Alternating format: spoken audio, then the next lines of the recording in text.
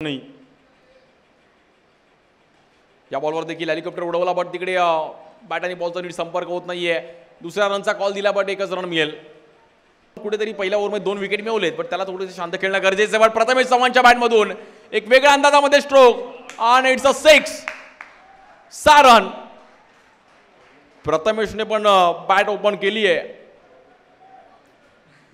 त्याला माहिती आहे की भाऊ आपण पण आता मोठ्या प्लॅटफॉर्मवर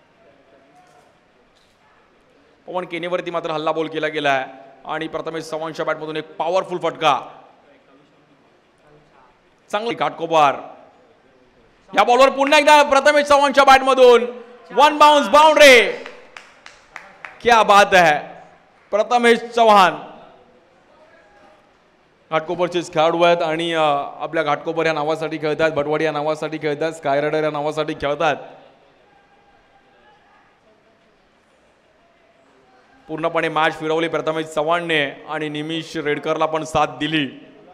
पुन्हा एकदा पवन लोअर फुल टॉस बॉल, या बॉलवर देखील भिरकावून दिलाय आणि या बॉलवर देखील 6। प्रथमेश चव्हाणसाठी एकदा जोरदार टाळ्या वाजवत आहेत। अफलातून बॅटिंग आणि प्रथमेश चव्हाणने स्वतःला सिद्ध केलं या मॅच मध्ये। वेल बॅटिंग।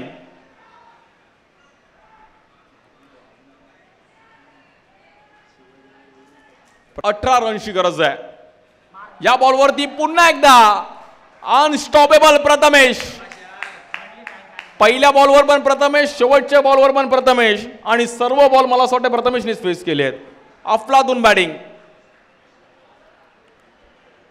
एक वेगळ्या अंदाजामध्ये बॅटिंग करत असताना प्रथमेश चव्हाणने 7-8 बॉलमध्ये 27 धावांची दुवादार इनिंग बॅटला किस केली की मला बॅटने हे खूप काही दिलं आणि विनिंग स्ट्रोक पाहायला मिळेल का। आणि ही मॅच नावावर करत असताना हळूहळू अजूनही 1 रनची गरज आहे, बट बॉल मागे